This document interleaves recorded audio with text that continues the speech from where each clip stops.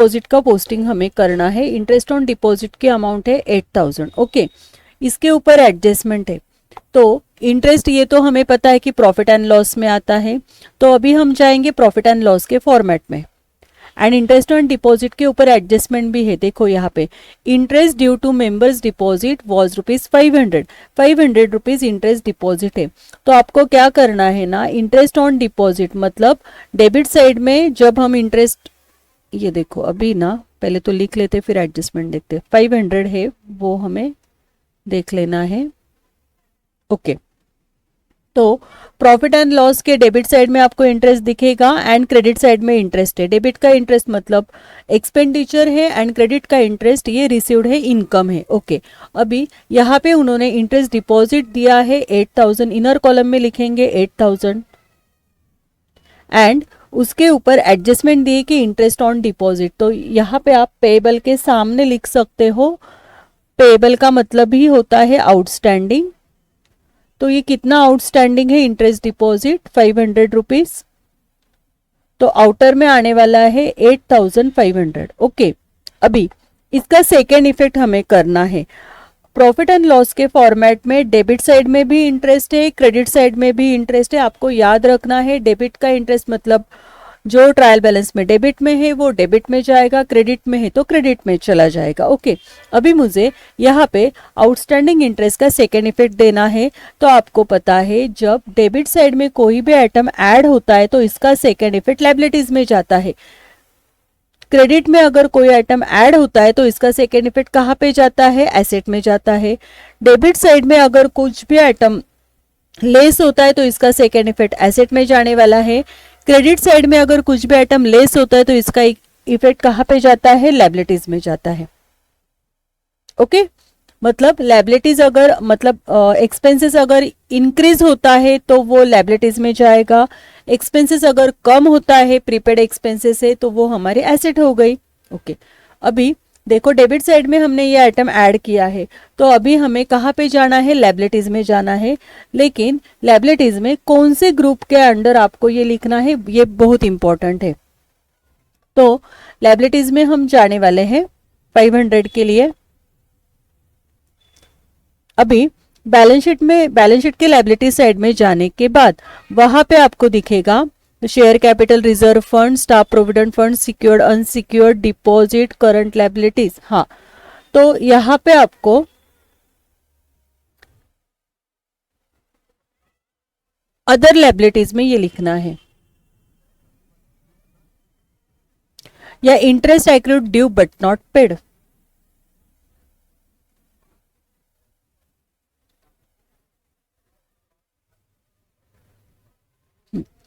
Other liabilities में लिख लेंगे। अभी हम ये अदर लायबिलिटीज है क्या? ऊपर नहीं है, एक आइटम यहाँ पे ऐड कर देते हैं। Interest accrued but not due के नीचे यहाँ पे अदर लायबिलिटीज लिखो, ग्रुप बना लो चाहिए तो। अदर लायबिलिटीज के सामने आपको लिखना है इंटरेस्ट ड्यू,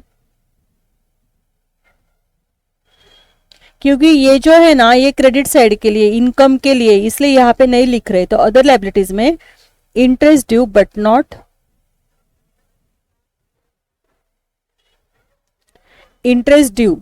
पेड या इंटरेस्ट ड्यू भी लिख सकते हो आप।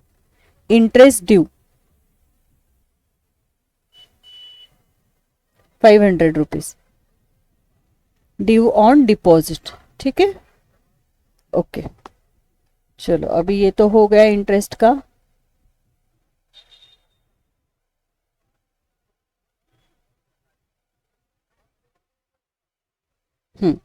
उसके बाद इंटरेस्ट आउटस्टैंडिंग ऑन लोन है। ये देखो आउटस्टैंडिंग है, इंटरेस्ट आउटस्टैंडिंग है। तो आउटस्टैंडिंग आया तो अभी हम इमीडिएट एसेट लायबिलिटीज में जाएंगे क्या? नहीं। तो डेबिट साइड में अमाउंट है इसलिए इसका पोस्टिंग कहाँ पे होना चाहिए? आपका एसेट में होना चाहिए। अगर क्रेडिट साइड में वो अमाउंट होती है तो वो आउटस्टैंडिंग एक्सपेंसेस होता है, लेकिन एसेट में है तो ये क्या है? आपका इनकम है। ओके, तो अभी एसेट साइड में हम जाने वाले हैं। एसेट साइड में कौन से ग्रुप में जाएंगे? तो एसेट साइड में आपको देखना है फर्स्ट क्या है हमारे पास? कैश और bank balance, investment, investment of staff provident fund, loans and advances, sundry debtors, current asset, fixed asset, miscellaneous expenses. Next है अदर आइटम्स। तो अदर आइटम्स के ग्रुप में हम लिखने वाले हैं outstanding interest on loan, outstanding interest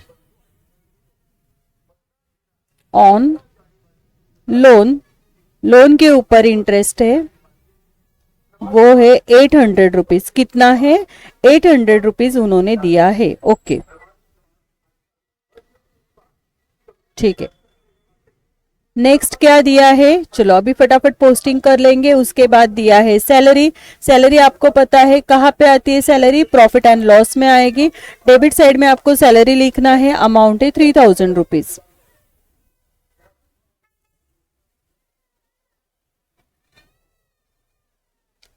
profit and loss के debit side में सैलरीज है, देखो इंटरेस्ट, उसके बाद बैंक चार्जेस, उसके बाद है सैलरीज। सैलरीज एंड अलाउंसेस के ग्रुप में इनर कॉलम में आपको लिखना है 3000। ओके, ठीक है।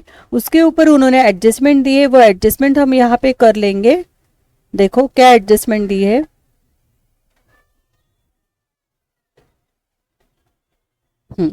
ये सैलरी आउटस्टैंडिंग 30 रुपीज है फोर्थ में, एंड प्रीपेड कितनी है? 50 रुपीज। मतलब आउटस्टैंडिंग सैलरी भी है एंड प्रीपेड सैलरी भी है, तो आपको यहाँ पे आउटस्टैंडिंग को ऐड करके लेना है। करो यहाँ पे add outstanding,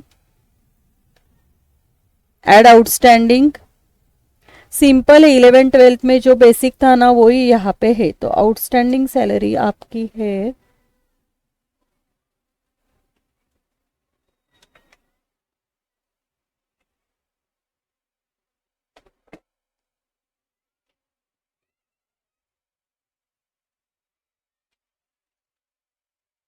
30 rupees. Add and less prepaid करेंगे, प्रीपेड सैलरी है 50 रुपीज। करो अभी इसको ऐड लेस करना है आपको। 3000 प्लस 30 माइनस 50, कितनी अमाउंट आई? 2980 आउटर में लिखना है। अभी आउटस्टैंडिंग का इफेक्ट कहाँ पे जाएगा? लायबिलिटीज में, एंड प्रीपेड का इफेक्ट कहाँ पे जाने वाला है? एसेट में जाने वाला है। ठीक है, सिर्फ ग्रुप देखना है। मैंने बताया अगर जो आइटम ऐड होता है तो वो इफेक्ट जाता है लायबिलिटीज में, यहाँ पे देखो, और जो आइटम लेस होता है तो उसका इफेक्ट कहाँ पे जाता है? एसेट में जाता है कि नहीं? चलो फटाफट लिख लेते हैं लायबिलिटीज में एंड एसेट में। तो पहले तो लिखेंगे लायबिलिटीज में। तो लायबिलिटीज में कहाँ पे? तो करंट लायबिलिटीज के ग्रुप में। तो current liabilities and provision group में क्या क्या आने वाला है? आउटस्टैंडिंग सब आते हैं। तो यहाँ पे आने वाली है outstanding salary 30 rupees. And prepaid कहाँ पे जाएगा? ये देखो यहाँ पे आपका प्रीपेड आएगा, प्रीपेड एक्सपेंसेस। एंड क्या आएगा? आउटस्टैंडिंग इनकम आएगा यहाँ पे। ठीक है ना, अभी ये देखा था ना हमने। ओके, तो यहाँ पे लिखो prepaid salary, prepaid salary 50 rupees. Okay, ठीक है। उसके बाद क्या दिया उन्होंने?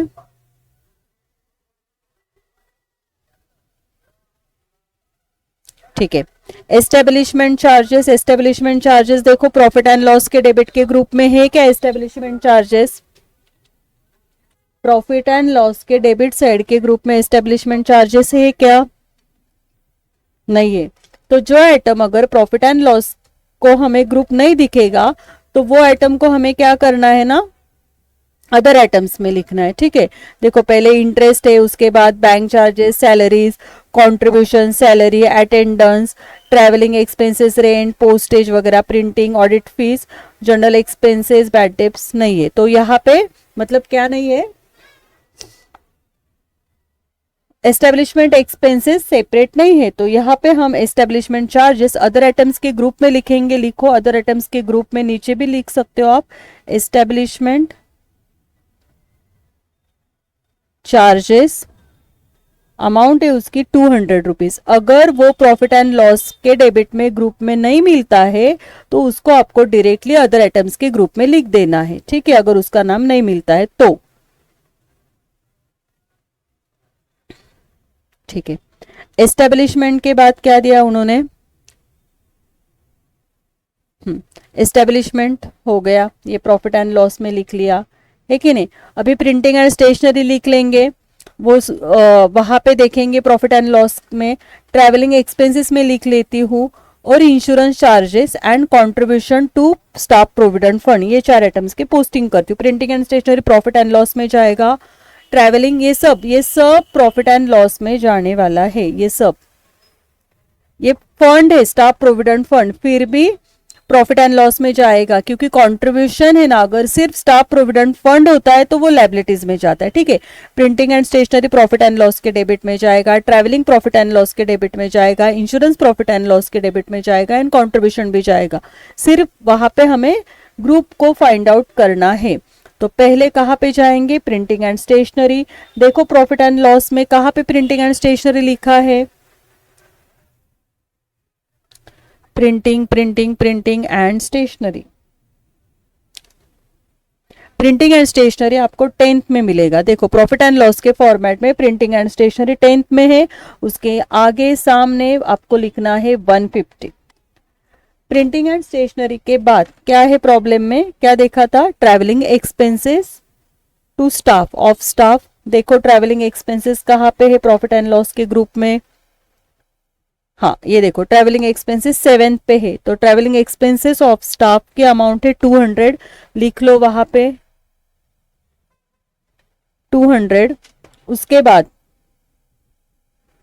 इंश्योरेंस चार्जेस, तो हमारे पास इंश्योरेंस चार्जेस के लिए प्रॉफिट एंड लॉस में इंश्योरेंस चार्जेस नहीं है डेबिट साइड में, तो इसलिए वो कहाँ पे लिखने वाले हैं, अदर आइटम्स के ग्रुप में लिख लेंगे हम इंश्योरेंस चार्जेस।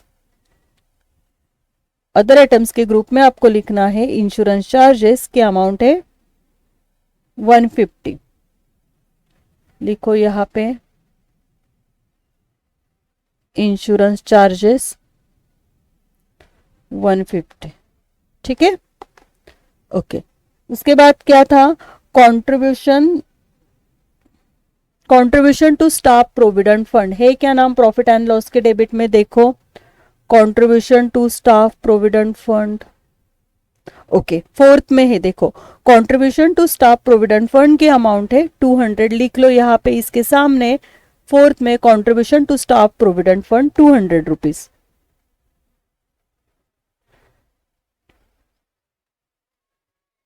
ठीक है, यहां तक हो गया प्रोविडेंट फंड। अभी लोन ड्यू फ्रॉम मेंबर्स, तो ये डेबिट साइड में अमाउंट है, तो ये कहाँ पे जाने वाली, डेबिट मतलब कहाँ पे जाएगा, एसेट में जाएगा।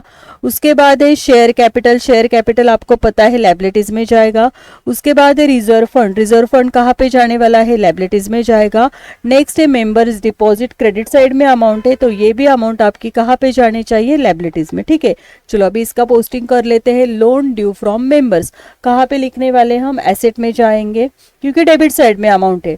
देखो लोन की अमाउंट डेबिट में भी हो सकती है या क्रेडिट साइड में भी हो सकती है, लेकिन ये डेबिट में है इसलिए बैलेंस शीट के एसेट के ग्रुप में हमें वो देखना पड़ेगा। तो एसेट में आपको लोन्स एंड एडवांसेस का ग्रुप वहां पे दिखेगा, तो वहां पे आपको लिखना है loan due from members. Loans and advances के ग्रुप में लिखना है लोन ड्यू फ्रॉम मेंबर्स। कितने अमाउंट है वो, 3 लाख, ओके। उसके बाद है शेयर कैपिटल 70,000, लेकिन हम क्या करेंगे, ऑथराइज कैपिटल के लिए जगह छोड़ देंगे और यहां पे लिखेंगे share capital, share capital 70,000, okay. Share capital के बाद क्या था, रिजर्व फंड है 2 लाख, लोन हो गया, शेयर कैपिटल हो गया, रिजर्व फंड है 10,000। रिजर्व फंड के ग्रुप में आपको लिखना है यहाँ पे रिजर्व फंड, इनर कॉलम में लिखो, उसके ऊपर एडजस्टमेंट है 10,000, ओके, ठीक है, और नेक्स्ट क्या था, बस यहाँ तक कि हमने देखा था। और है क्या कुछ, लोन हो गया, शेयर कैपिटल हो गया, रिजर्व फंड हो गया। हाँ, मेंबर्स डिपॉजिट, मेंबर डिपॉजिट आपको क्रेडिट साइड में दिखेगी अमाउंट, है कि नहीं? तो क्रेडिट साइड में मतलब लायबिलिटीज में लिखना है डिपॉजिट। तो अभी डिपॉजिट के ग्रुप में, लायबिलिटीज के बैलेंस शीट के लायबिलिटी साइड में डिपॉजिट ग्रुप में जाएंगे, वहां पे हम लिखने वाले हैं मेंबर्स डिपॉजिट एंड उसके अमाउंट है 2,10,875, 2,10,875। ओके, ठीक है।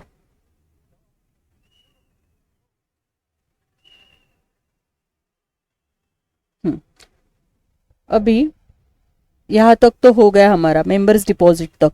अभी है अनपेड डिविडेंड। तो देखो क्रेडिट साइड में अमाउंट है, अगर ये क्रेडिट साइड में अमाउंट है तो ये कहाँ पे जानी चाहिए, लायबिलिटीज में जानी चाहिए। उसके बाद अगर डेबिट में होती है तो वहां पे थोड़ा सा वर्किंग करना होता है, लेकिन अभी तो क्रेडिट साइड में है तो लायबिलिटीज के ग्रुप में मैं लिखने वाली हूँ अनपेड डिविडेंड। उसके बाद डिविडेंड इक्विलाइजेशन रिजर्व, सब टाइप के रिजर्व आपको रिजर्व एंड फंड के ग्रुप में लिखने हैं। तो ये बैलेंस शीट के लायबिलिटीज में हम लिखने वाले हैं डिविडेंड इक्विलाइजेशन रिजर्व एंड उसके ऊपर जो एडजस्टमेंट है वो भी हम कर लेंगे, ठीक है।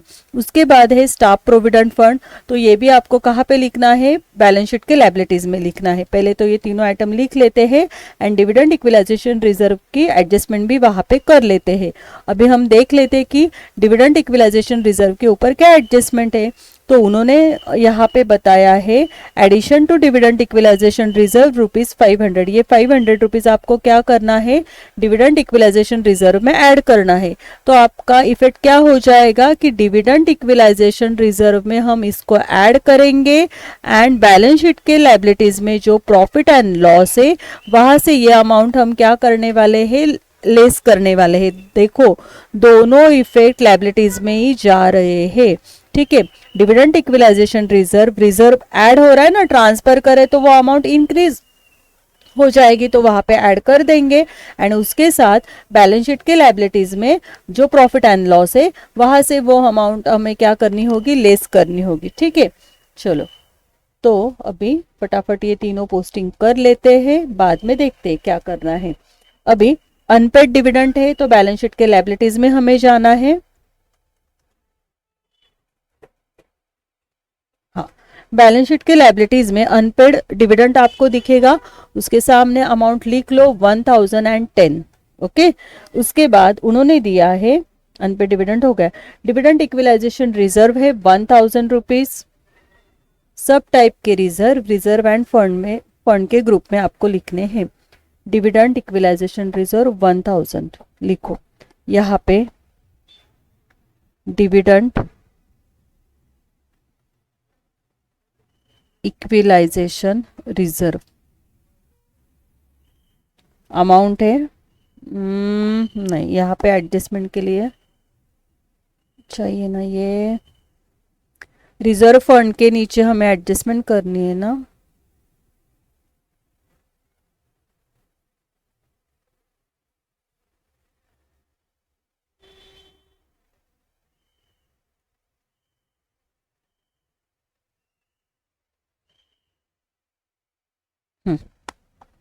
रिजर्व फंड के नीचे आपको जगह छोड़ देनी है, उसके नीचे लिखना है डिविडेंड इक्विलाइजेशन रिजर्व 1000। ओके, इसके ऊपर एडजस्टमेंट क्या थी, transfer to dividend equalisation reserve, कितनी अमाउंट ट्रांसफर करने के लिए बोली है उन्होंने, तो वहां पे दिया है ₹500। तो करो यहाँ पे ऐड,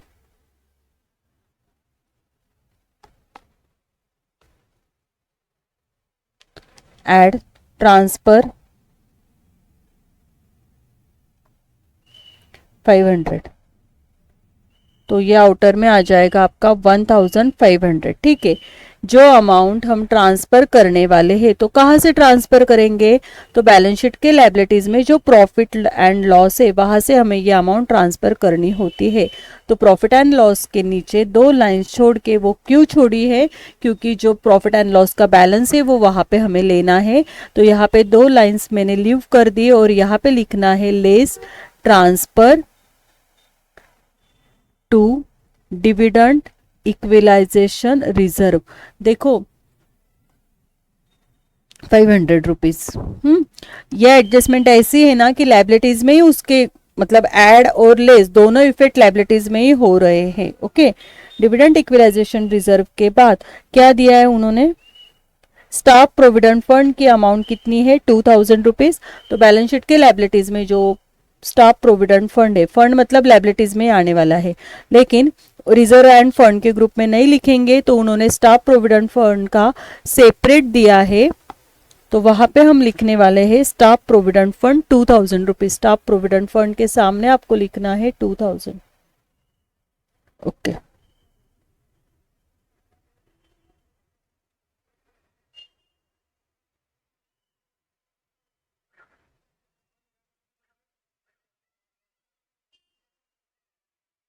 ठीक है।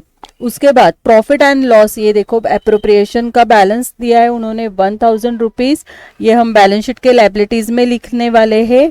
And profit and loss, profit for the year, ये भी हम बैलेंस शीट के लाइबिलिटीज में लिखने वाले हैं। ओके, ये दोनों आइटम पहले तो हम लाइबिलिटीज में लिख लेते हैं, 1000 एंड 16,000। चलो बैलेंस शीट के लाइबिलिटीज में हमें जाना है, ये प्रॉफिट एंड लॉस में उसी के लिए हमने स्पेस रखी थी। यहाँ पे आपको लिखना है प्रॉफिट एंड लॉस एप्रोप्रिएशन 1000 लिखो। बैलेंस शीट के लायबिलिटीज में आपको लिखना है profit and loss appropriation 1000।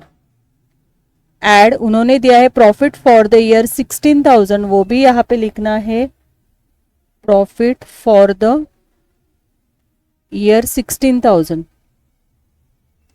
16,000 rupees क्या है, प्रॉफिट है।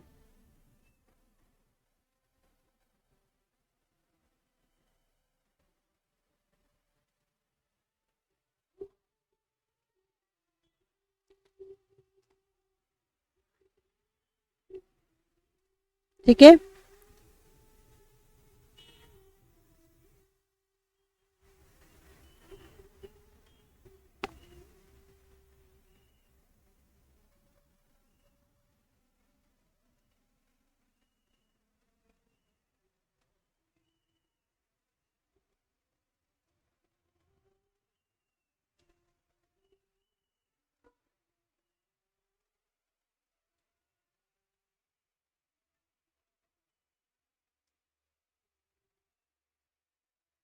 ओके।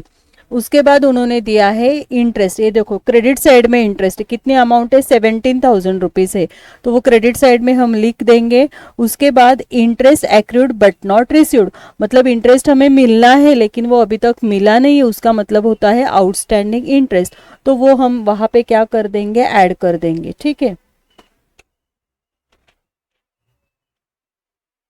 चलो इंटरेस्ट क्रेडिट साइड में है इसलिए प्रॉफिट एंड लॉस के क्रेडिट साइड में आपको इंटरेस्ट लिखना है। ये देखो लोन्स एंड एडवांसेस के सामने इनर कॉलम में लिखो 17,000 एंड यहाँ पे क्या लिखना है, interest accrued but not received. Interest accrued but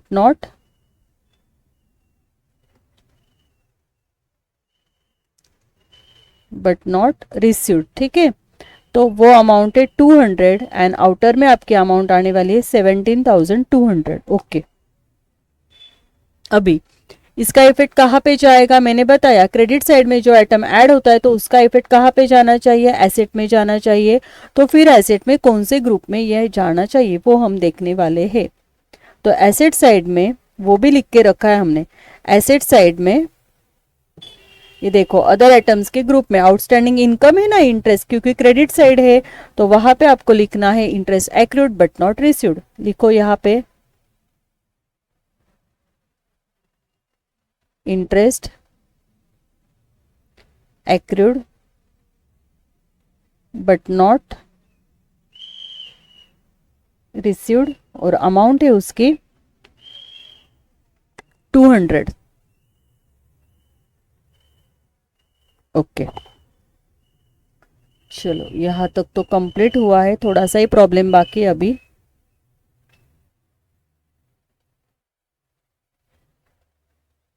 ठीक है, अभी कमीशन है प्रॉफिट एंड लॉस में आएगा, क्रेडिट साइड में अमाउंट है इसलिए क्रेडिट साइड में। शेयर ट्रांसफर फीस भी प्रॉफिट एंड लॉस में आने वाली है, क्रेडिट में है इसलिए क्रेडिट में लिख देंगे। उसके बाद कोऑपरेटिव डेवलपमेंट फंड है लायबिलिटी साइड में जाना चाहिए। एजुकेशन फंड है, ये भी आपका कहाँ पे जाएगा, लायबिलिटीज में जाएगा। ओके, चलो फटाफट ये कर लेते हैं। कमीशन प्रॉफिट एंड लॉस के क्रेडिट साइड में देखो कमीशन है, उसके सामने अमाउंट लिख लो। कमीशन के अमाउंट आपके पास है 1000।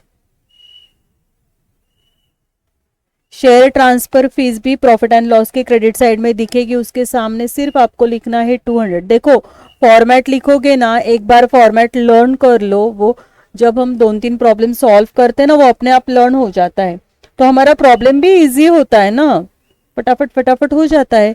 शेयर ट्रांसफर फीस के बाद क्या था, कोऑपरेटिव डेवलपमेंट फंड। सब टाइप के फंड कहाँ पे आते हैं, रिजर्व एंड फंड में आते हैं, एंड एजुकेशन फंड भी वहीं पे लिख देंगे 85 रुपीज। ठीक है, रिजर्व फंड के लिए और जगह चाहिए थी। ठीक है, अभी एडजस्ट कर लेंगे, क्या लिखना है हमें, cooperative development fund 200 rupees, cooperative development fund 200।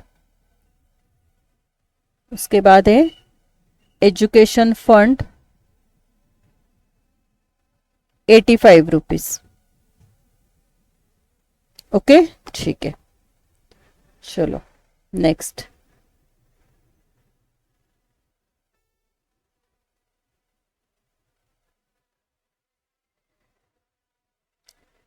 अभी फटाफट एडजस्टमेंट को चेक कर लेते हैं। देखो इंटरेस्ट ड्यू टू मेंबर्स हो गया है, interest accrued but not received हुआ है, एडिशन टू फर्नीचर के एडजस्टमेंट हुए, सैलरी की भी एडजस्टमेंट हुई है। हाँ, अभी यहाँ पे हमारी ऑडिट फीस की एडजस्टमेंट बाकी है। Audit fees due but not paid मतलब आउटस्टैंडिंग ऑडिट फीस है, तो आपको पता है इसका इफेक्ट कहाँ पे जाना चाहिए, प्रॉफिट एंड लॉस के डेबिट साइड में, एंड बैलेंस शीट के लायबिलिटीज में हम ये आउटस्टैंडिंग ऑडिट फीस लिख लेंगे। ठीक है, उसके बाद ऑथराइज शेयर कैपिटल लिखना है, ये जाएगा, सिर्फ एक ही इफेक्ट होना है, लायबिलिटीज में जाएगा। उसके बाद dividend share holders 5% on share capital, share capital के ऊपर हमें डिविडेंड टू शेयर होल्डर्स, ये शेयर कैपिटल के ऊपर हमें डिविडेंड कैलकुलेट करना है, तो इसका दोनों इफेक्ट लायबिलिटीज में जाने वाला है। ठीक है, लायबिलिटीज में कहा जाएगा, तो ये जाएगा प्रॉफिट एंड लॉस में, एंड अनपेड डिविडेंड के ग्रुप में जाने वाला है, वो हम अभी एडजस्टमेंट करेंगे। मैं सिर्फ यहाँ पे लिख के रखती हूँ। 25% टू रिजर्व फंड, मतलब जो भी हमें प्रॉफिट हुआ है उसका 25